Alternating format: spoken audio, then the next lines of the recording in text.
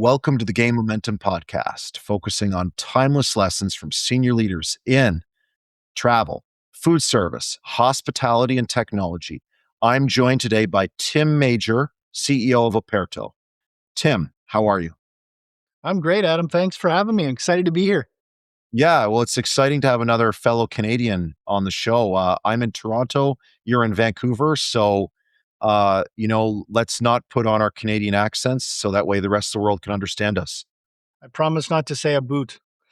Oh, a boute. Yeah, that's a big Yeah. one. Yeah.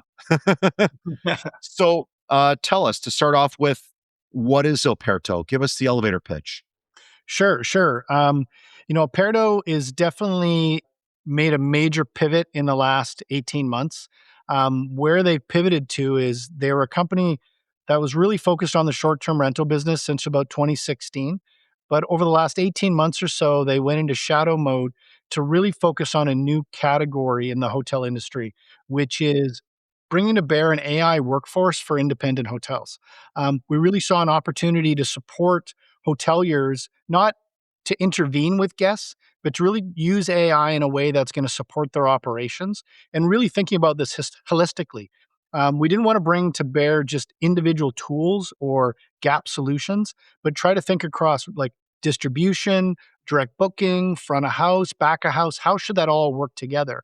And then what was important too in this idea was that we didn't just want to bring software tools. We knew we needed to have an overarching sort of guardrails and intelligence layer that really thought about the overall knowledge in the hotel, the policies, live data from PMSs, RMSs. There's all these different tools. So how do we bring this all to light? And that's why we kind of went quiet to really focus on this before launching last November, with the goal being to work in partnership with hotels, but also bring some technology forward that would really only be available to large chains and brands, given the experience Operto had. So that's really what brought this to life. So let's pick out the first thing that you said, and this is something specifically for independent hotels.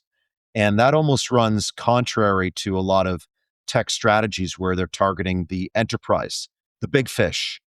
And you're looking specifically at offering tools to independents. What motivated that decision? It was just realizing that a lot of the larger hotels, they've already been working with these tech stacks.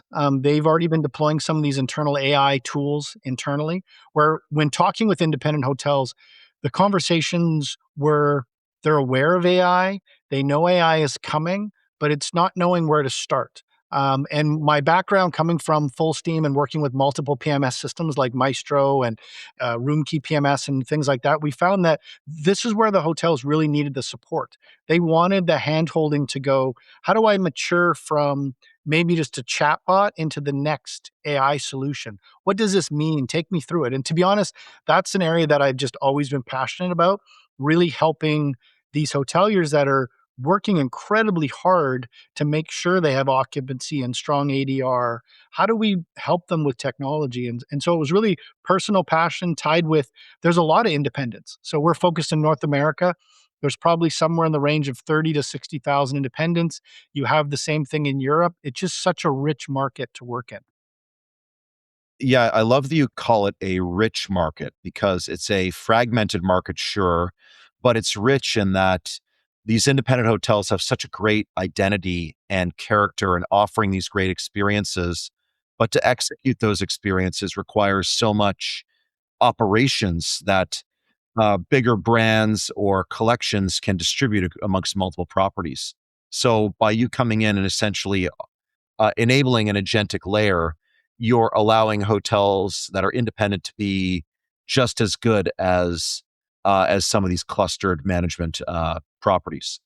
I would also color what you just said is that independent hotels, they don't know where to start, but also they don't have time to know where to start to even look at these where to start on the path of AI and integrations. That just requires a lot of time to figure out that critical path, that strategic plan. And if you can come in as a platform that already has some out of the box tools to get them started and help them realize those wins, both what's reflected on the P&L as well as just time savings for managers to then deepen their exposure to agentic workforce and then realize even more efficiencies. So it really is incredible that you're targeting and specifically helping independents in that way.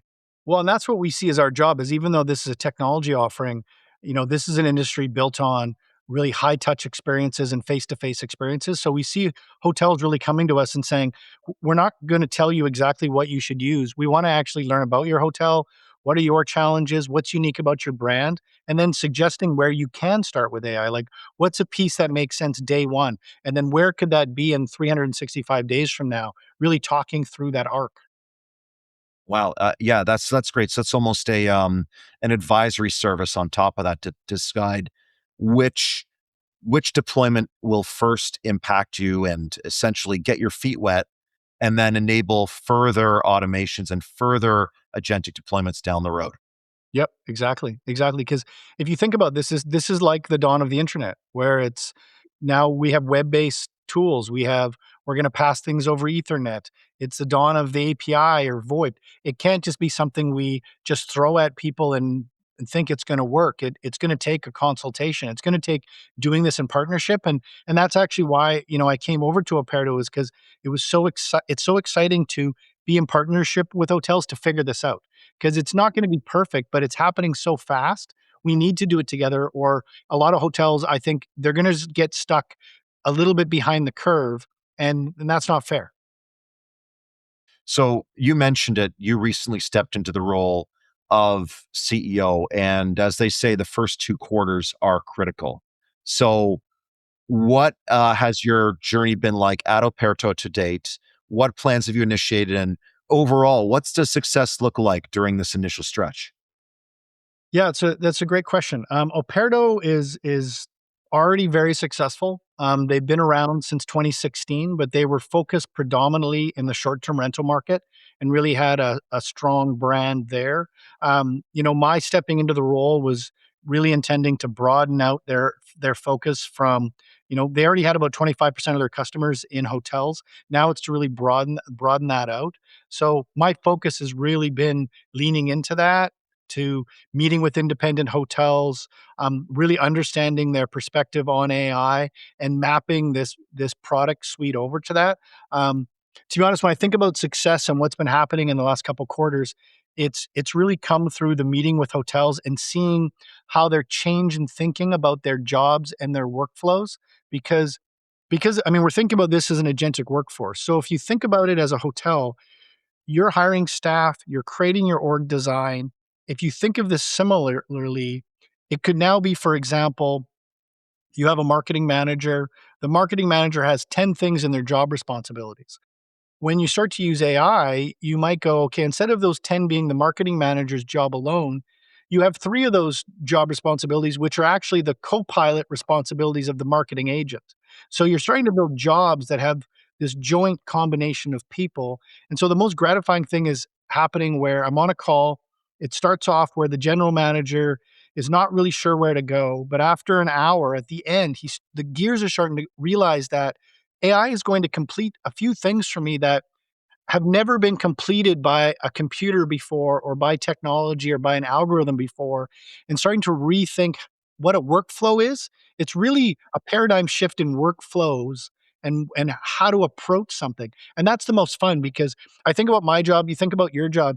If you could give a few tasks that are important and a computer would just come back to you with the outcome as opposed to this is a decision you need to make or more steps you need to take or a report you need to read, it's really quite game changing when it just comes back and says, I actually did that for you and it really worked out really well. Here's what happened, and I'm going to do something for you next. What do you think? And so it's a very different way of working, which that to me has been success with the hotels we've worked with so far. So you're talking about the movement from human in the loop to human on the loop. Is that correct? Yeah, I'd say it's a good way of looking at it where the human is really working with the agent to provide information, context, teaching it, and then you're kind of changing your level of delegation. Like if you think about it like if you brought on a very junior staff member, you wouldn't require them to do the highest level of responsibility. You'd first ask them to come back and teach you, show you two things they can do and then give them a tick box and go great job, excellent work. Now you're ready for the next task. That's what's happening with these AI agents until they get to that sort of highest level of delegation where you just send them off to take a task on themselves. And to walk us through that, because that does require, I guess, a level of confidence, both on the human side as well as on the data side and the training side for these agents. Can you walk us through one specific example of taking an agent from out of the box, trained to be human in the loop, and then finally getting that trust to make it on the loop? Sure. I think a good example of this is so, in our how we've approached this is kind of a distribution, direct booking agents, and then front of house agents and back of house agents. If we look at this from the direct booking side, um, let's take the booking agent once it comes to your website. What does that booking agent need to know? If they were almost like a travel agent for your hotel, well, they need to know not only your availability rates and inventory, which is kind of your PMS data, it also needs to know all the context around your property. What are your amenities? What is your location? What are the things that are around you? Are you a destination property or more of a, for example, a property where people are staying for business? It needs to know all of these contextual pieces. So the initial step of these agents is to actually pull all this information. So it's going to pull it from all these live data sources. It's also going to scrape your website, pull in all that data. It's going to structure all of it in a way which LLMs and agents are going to find useful. That's the first piece. So let's say in the booking agent, you can then watch the booking agent have conversations with guests with all this information and see if you think it's accurate or not. And we actually have like for example, a playground where you can actually interact with it as a hotel and first gain that trust. So think of it like role playing with a new front desk agent or concierge. You could role play with it and go, okay, I feel like you're 75% there. I'm going to send you off now to work with customers.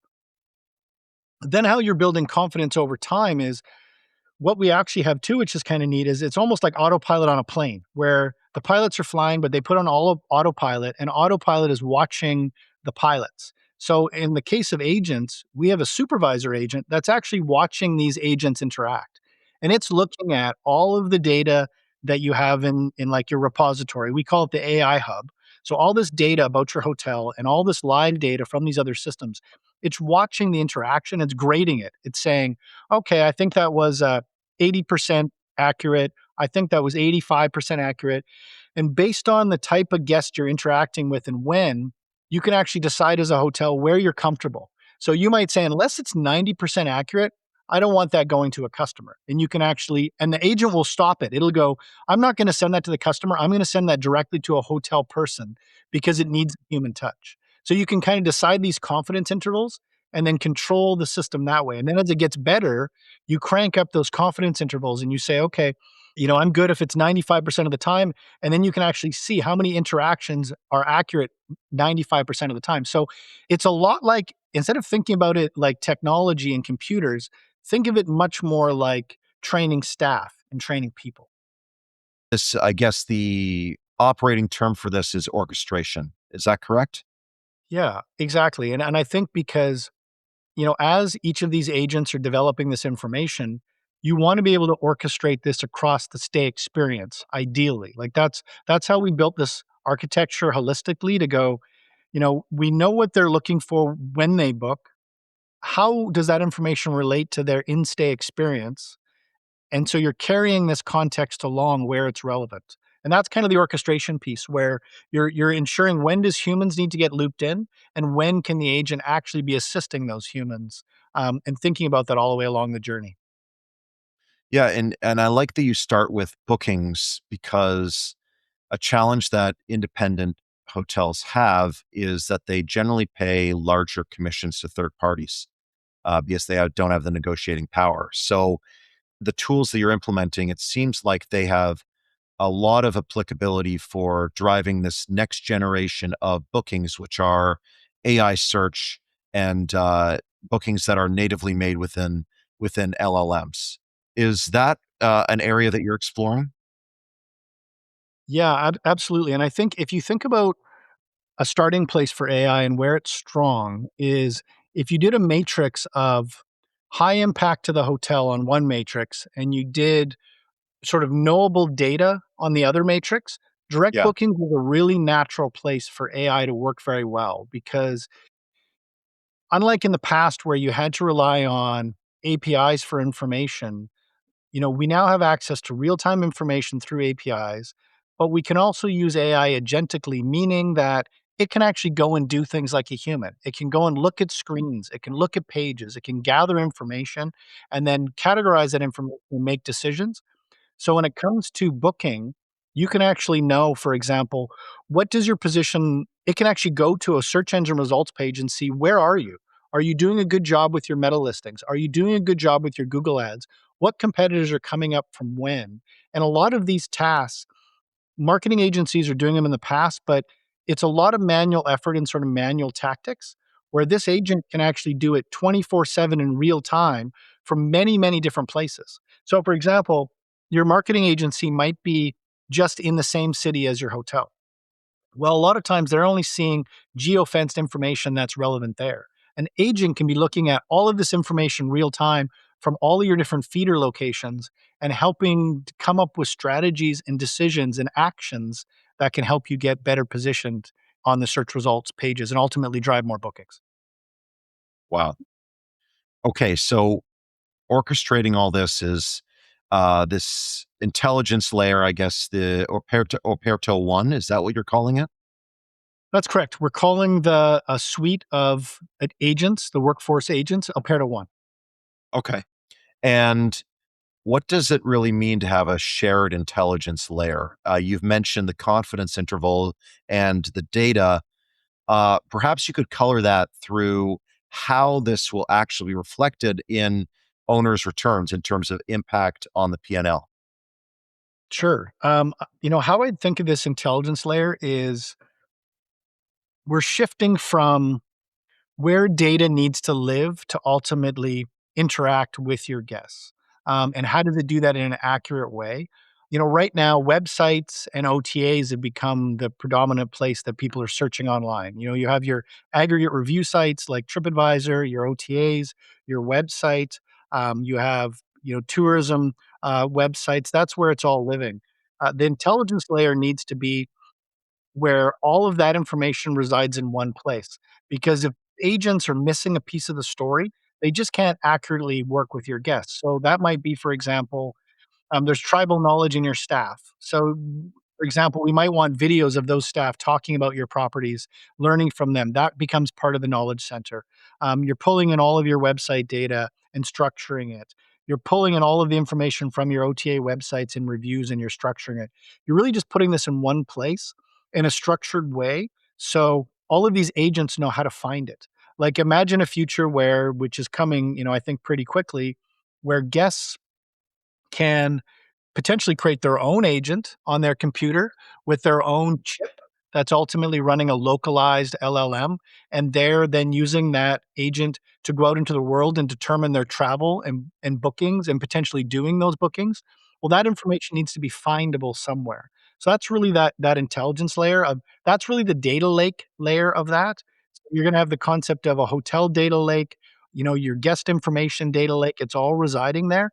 But then you want to wrap that in some ensure there's some controls in terms of privacy, GDPR, those layers in terms of, I mean, those fundamentals, like the ethical component of using information to service these agents, but also tied with the notion of confidence, like we were talking about. How do you train it? How do you believe it? How do you have confidence in it? So all those tools need to wrap around this intelligence layer, and that's one of the things that was the first thing that we constructed before building out the agents, because that's really the core of where we see the future going.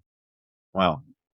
So now we're looking at you have all this data, you have these agents, and then what we've discussed earlier with other I guess thought leaders in hotel technology is this whole idea of enabling creativity in hospitality.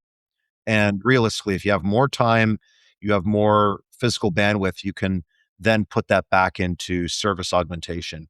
So I'm just wondering, what are you seeing in terms of ways that hotels can augment service once they have all these agents in place to really become independently spirited to the maximum?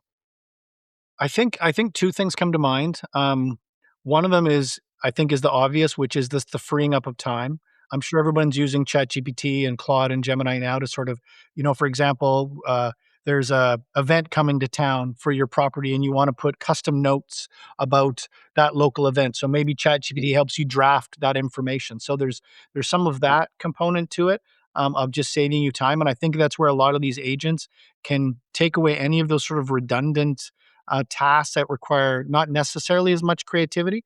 I think that area. I think that's probably one of the main benefits right now. For example, I also think humans are still really good at you want to create custom packages. You have a wellness package for the winter coming up. That idea of partnering with different activity providers and creating those unique packages, that still requires the human element, where that's probably not a great fit for AI right now out of the hop.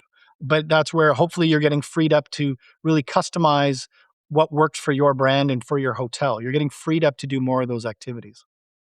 Yeah, I mean, so just to drill into that example, I would say that AI works perfectly for part of the wellness package, right? You want to have it handle as much as the what can be automated, right? And then from there, you're allowing the wellness practitioners to partner with you, and you're automating some of that internal communications, the itinerary planning, the task routing, etc. And then from there, you're allowing just those wellness practitioners that want to be front and center with the guest to be even more front and center. And I think what also relates to that is where AI can be beneficial is hotels often have a lot of screens up and a lot of interfaces and a lot of data in those systems. AI can potentially surface data for a different front desk agent or someone working in the hotel could quickly grab information on a guest, and that might tell them something about their past stays, their history, their preferences in a way which is really easily and quickly consumable, which then allows you to be present right then with the guest to be creative or to adapt something, an itinerary item, or something that relates to a last stay, doing it in a way that allows you though to use your human judgment without the computer trying to do that directly with the guest. Because I think that's where social norms are, coming into play here, where just because we have all the information doesn't mean we want to go making decisions on all this information. It still requires that human layer to be creative and take that information and decide what makes sense for that guest at that moment. Yeah, it's interesting you mentioned that. So, what we're talking about here is you have all this data on the guest, and then the front desk person, the spa receptionist, whomever needs to have exactly what they need to know in front. And then from there, have that lens. That way they know what to actually do in that moment and have a creative expression on top of that, which is the human judgment side. Exactly. Exactly. Yeah. Is there a term for that in terms of, the contextual suggestions or something like that that can help us give us a nice buzz term for this? Yeah, I don't have a term for it, but we could invent one here today. I like that Yeah, idea. Contextual suggestions. yeah, It's like real time guest insights. It's that sort of moment. Um, like for example, we think about it like for example, before someone starts their shift and they want to see who's in house. Well, in a moment, they could flip through each of those guests and get so much depth of data that would actually probably been impossible to acquire other than say notes, because in a moment you could learn 10 things about that guest and hopefully be more creative in the moment with them. yeah. Well, I mean, going back to your initial point there, a lot of times there's too much information, there's too much data, and now we have too much reporting. Wouldn't it be better if we could train an AI agent in a human on the loop manner to, instead of it just delivering yet one more report and more insights, to actually then take that and act upon it and then tell us the results of acting on those insights? Exactly. And how actually we built each of these agents is you're giving them the type of voice you want them to have too. So for example, what should their tone be? What should be their background? What should be like for example, if you had someone analyzing your guest data, what would you want to know and how would you like to approach it for your brand?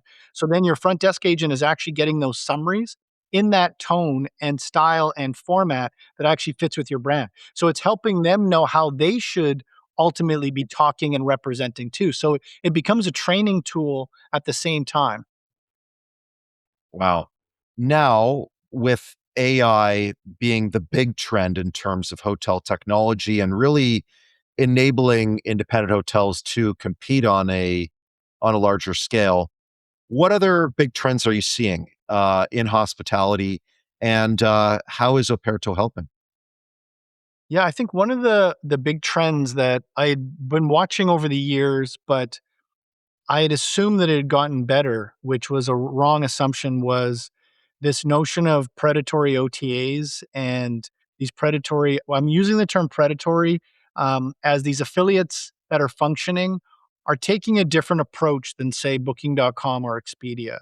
I mean, I guess everybody knows the 2008, the OTAs kind of come in. And then, I actually saw this pop into my feed again the other day where in 2015, the American Lodging Association noted there was about 15 million of these sort of scamming sites that were out there. But I'd sort of assumed that it just wasn't happening as much. And then, 6 months ago or so, we kind of dug back into this when we were looking at our some of these agents and what some of the marketing agents and distribution agents could do. And as much as last week, I noticed that companies like Reservation Desk, which is like an affiliate, and Hotels One is an affiliate, they're running around 200,000 ads in Google and about one ad a hotel that is just pretending to be the hotel itself.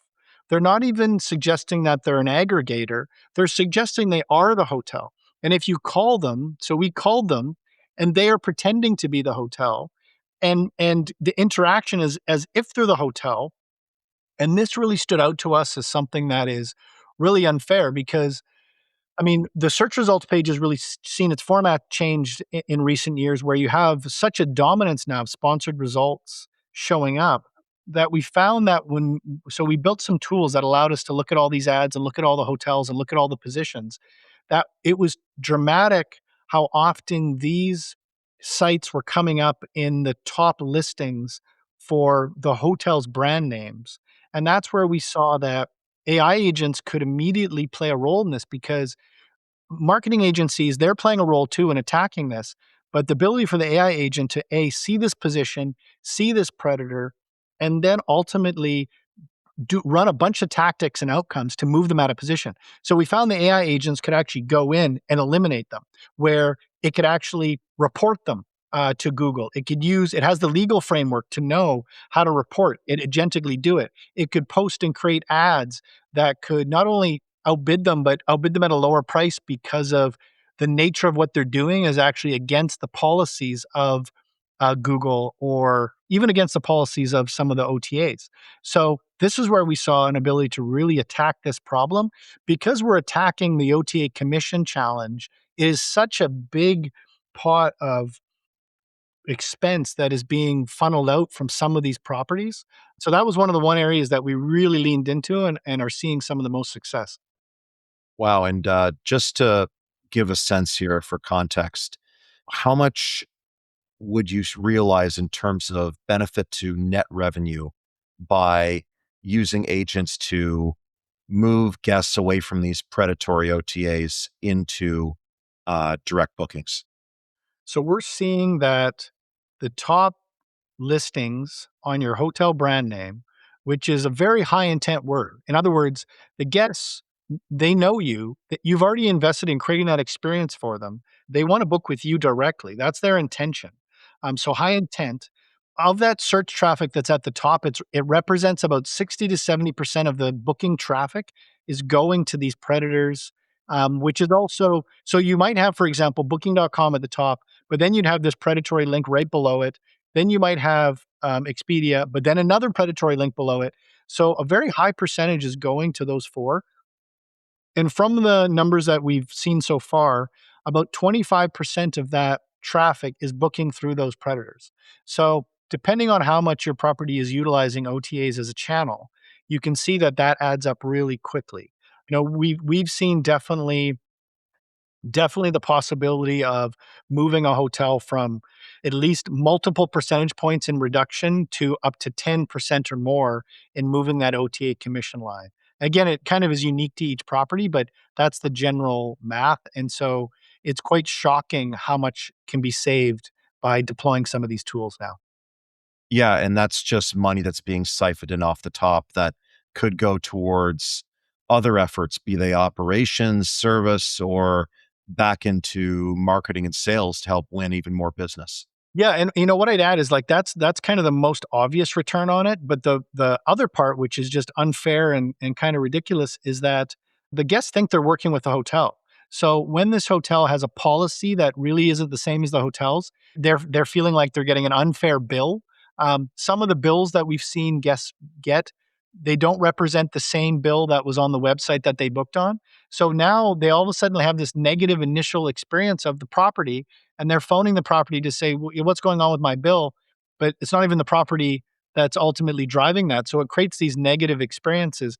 So not only are they not getting the email and the ability to directly book because it's going through an OTA affiliate network, but they're actually creating a negative perception of their property that isn't even accurate. So they end up losing on two fronts there. So it's kind of crazy. Yeah, well, it's predatory is the right word, and it's or I would use fraudulent, but Yeah. that's just Yeah. me. Yeah, we see that they're hijacking. They're hijacking the brands of these hotels, and so, I mean, what a great opportunity to use tech to try to fight these hijackers. And with the dawn of machine readability and AI search and then AI bookings, how do your tools, or more generally, what tactics can a hotel use to ensure that when an AI is searching hotels and then eventually booking straight through on behalf of a guest, that it is getting its information from the direct channel and then booking direct? Yeah, I mean, that's a good point. Like, we're seeing, traffic is moving to the LLMs. Right, the recently when Google moved the search results to add the immediate responses from the LLM to the top, they saw a meaningful drop in traffic. So we definitely see it going to the LLMs. I think what's really important for hotels here is they're starting to think about, what do I need to do to make sure I'm positioned? Um, there's various tools out there. We also created one that allows you to run your hotel to see, are you showing up in Claude and Gemini on key phrases and the types of things people are searching for. And really a couple tips on that is, you want to make sure that you're starting to structure your data in a way that is consumable by the LLM. So think about FAQs. People are having conversational type language.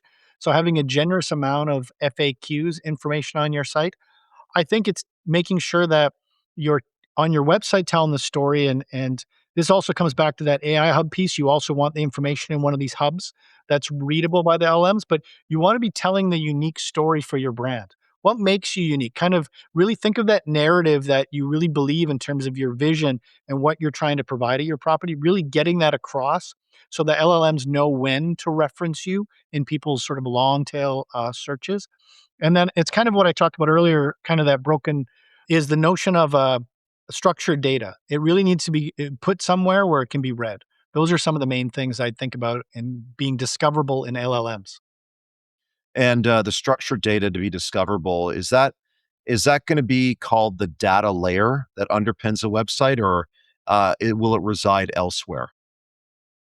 Yeah, I think it can. I mean, it's in many places now. I think there is LLMs are use something called these MCP servers, which is basically a way for them to talk to this set of data.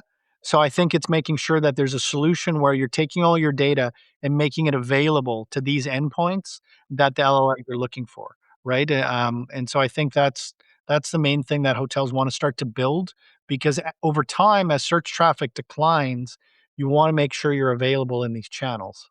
Yeah, very very interesting to see this emerge in it. It's basically, as you said earlier, you had the dawn of the internet, now the dawn of AI, and part of the dawn of the internet was the dawn of the OTAs, and this is sort of the next big environment for hotels to play in that we're seeing emerge. And what does it look like 5 years from now when one third of your traffic is coming through AI search and AI bookings? Well, what I think is kind of really exciting about this, which is one of my reasons for getting involved, is since the dawn of the internet, there was this idea of hyper personalization was going to happen. We were going to have all the information, and therefore we could treat every guest like we know them, like we were running a small business. I think that promise didn't really come to fruition because, well, it came like various different ad networks are very good at customizing. LinkedIn, Facebook, they can really customize to user behaviors, but that didn't necessarily become true across the general tools available to businesses. I think AI, in combination with ensuring your data is put in a structured place, actually has this ability to start to lean more into that hyper personalization, because you can know so much more than you possibly could as a human trying to read reports. You can have so much more accurate information right at your fingertips to respond in a personalized way. And I think that's where it's really exciting to be moving in that direction and trying to make that real. Yeah. I mean, it's incredibly exciting, a little bit overwhelming because there's so much that you can do with agents that are specialized in a specific task. And then it's just a matter of more so thinking about where you want to deploy the agents and then how to orchestrate them. Yep, Yeah. exactly right. And I think part of it is it's trial and error. Like it's just to start. I think it's one of those things where it was probably hard to know the first thing you wrote into ChatGPT, what was it? It was like, "What is the weather?" Simple things, and it took that behavioral change to learn how to use AI, and I think that's where for hotels, I suggest the same thing. It's by putting your toe in the water, starting to pick your first areas and which agents could work for you. There could be 10 agents to choose from, but maybe for your hotel, it makes sense to start with one. I think distribution's a great place, in my opinion, to start, and to really start to learn it only by using it. I think that's gonna be critical. No, yeah, it's a great place. And you've already shown and explained just exactly how much value can be realized just by fighting these predatory OTAs, getting front and center for AI bookings that are on our doorstep. So to close out, what else is there? What's next for Operto? There is no shortage of things to work on, in AI, and I think, our focus is really gonna remain on this idea of where is AI able to help independent hotels the most? Where is it easily consumable as a first step? But keeping in mind that orchestration across all of the pieces of the guest stay experience and that foundation of privacy, guardrails, confidence, good information, good source of truth, really focused on that. And then from there, it's really for us ensuring that we can make this as available as quickly as possible to hotels, because one of the things that's coming is we're seeing the LLMs are just getting faster and smarter, and it's going to become more dominant in terms of a travel tool. So we just want to make sure it's available and that we're bringing it to market as soon as possible. Yeah. And the soon is going to be very soon because, of course, everything with agents and LLM developments are happening so fast now. Uh, there's something new every week, and it's very exciting, a little bit overwhelming. But going back to one of your initial points, is part of what Operto does is you're advising independent hotels to map out that path to get their feet wet, get some initial trials, maybe start with distribution, then go into other departments and really round out that agentic workforce. Tim, is there anything else that's important that we haven't just talked about yet? No, but I think, in the weeks ahead, there's going to be no shortage of new things to talk about. So I look Yeah. forward to delving into those topics. Awesome. Well, Tim, thank you so much for coming on the show. It has been absolutely fantastic to have you on and really an incredible overview of what to get excited about for hospitality in the next few years. And I love that you're helping take a stand for independents that are often relegated to the bottom of the pile for technology developments. So you're really allowing them to come to the forefront and realize this next evolution in technology. Thank you. No, thank you, Adam. Really appreciate you having me on. Really enjoyed it. That was great.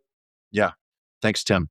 Thanks. Thanks for listening to the Gain Momentum podcast. To stay up to date, make sure to follow or subscribe wherever you get your podcasts. For more information about Gain Advisors, head to gainadvisors.com.